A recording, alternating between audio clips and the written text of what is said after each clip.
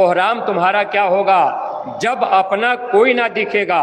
धन धाम तुम्हारा क्या होगा जिस बेटे के लिए आज हम आप धन दौलत रुपया पैसा इकट्ठा कर रहे, जिस बेटे को पढ़ा लिखा कर हम आप डीएम एसपी बनाना चाह रहे, बेटे को हम आप संगत में नहीं ले आए, बच्चे को हम आप सत्संग में नहीं ले आए, बच्चे से कह दिए बेटा तुम पढ़ाई लिखाई करो, डॉक्टर बन जाओ, इंजीनियर बन जाओ।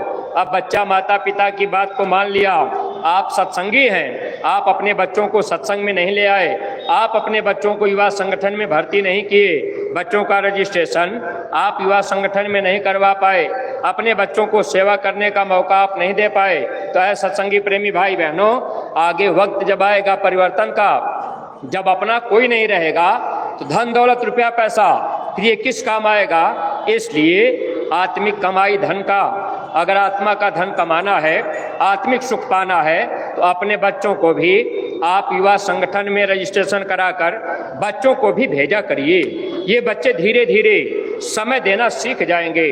महाराज जी के साथ काफिला जाता है, ये नौजवान बच्चे जाते हैं, छोटे छोटे बच्चे भी निकल जाते हैं, बच्चे कम से कम समय देना तो सीख रहे, और यही बच्चे गांव में जाकर प्रचार प्रसार करते हैं, माताओं बहनों भाइयों के पैर छू लेते हैं, शाकाहारी रहने की प्रार्थना करते हैं। अब आपके घर का बच्चा आप किसी गांव में जाकर अगर किसी बूढ़े बुजुर्ग का पैर छूकर शाकाहारी रहने की बात कह दिया, अंडा खाने के लिए बच्चे ने कह दिया अंकल जी अंडा मत खाया करिए, तो उनके ऊपर असर पड़ेगा। ये वैचारिक क्रांति है।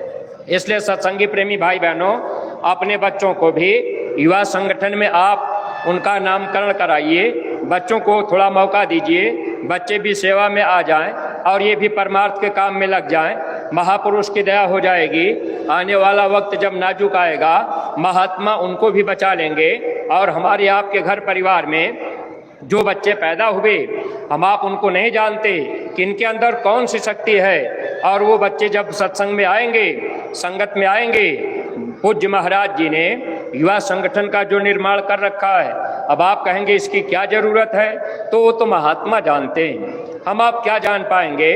गुरु महाराज ने बहुत पहले ये बात कही थी कि वो बच्चे देश दुनिया में पैदा हो चुके हैं, माँ के गर्भ में पल रहे, कुछ बच्चे स्कूलों में पढ़ रहे, लेकिन स्वामी जी महाराज ने कहा था कि वो बच्चे एक स्थान पर संगठित हो जाएंगे।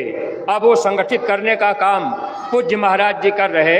स्वामी जी महाराज ने कहा उन बच्चों के अंदर पहले से शक्ति मौजूद होगी, लेकिन उन बच्चों को पता नहीं होगा। जब वो महापुरुष के करीब आएंगे, उनसे मिलना जुलना करेंगे, दर्शन पर्शन करेंगे और उनकी बात को मानेंगे, तो उनके अंदर उस शक्ति का उभार आ जाएगा। वही हमारे आपके घर परिवार के बच्चे राम और कृष्ण के समान बन जाएंगे।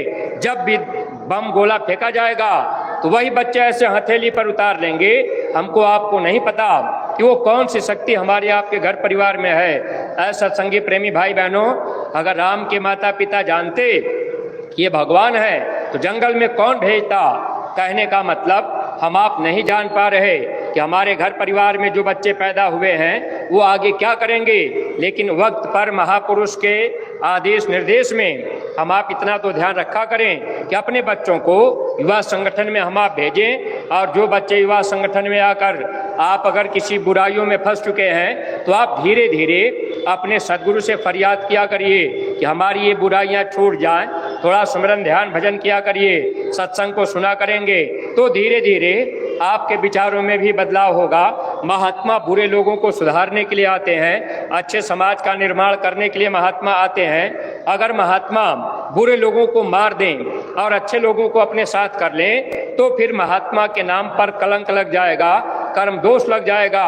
बुरे लोगों को बचा लेना, सुधार देना, अच्छे काम में लगा देना, ऐसे ये काम महात्मा का होता है और इतिहास भी उन्हीं लोगों का बनता है। तो अगर बच्चों के अंदर कोई बुराई आ गई तो अब जरूरी नहीं कि इनको संगत में न शामिल किया जाए।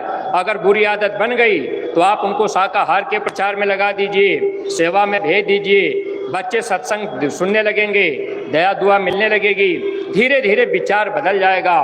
तो परमार्थी प्रेमी भाई बहनों, आप सब लोगों ने ऐसी गर्मी में अपना समय दिया है और गुरु महाराज की दया कृपा का लाभ हम आप प्रेमी भाई बहन लेते रहे।